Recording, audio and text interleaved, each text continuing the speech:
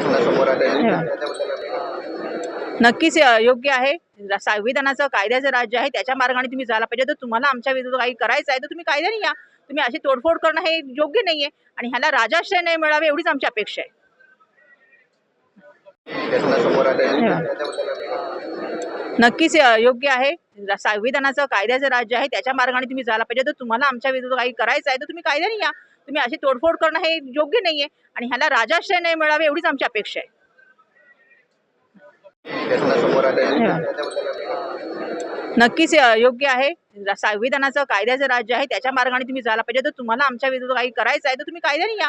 तुम्ही अशी तोडफोड करणं हे योग्य नाहीये आणि ह्याला राजाश्रय नाही मिळावे एवढीच आमची अपेक्षा आहे.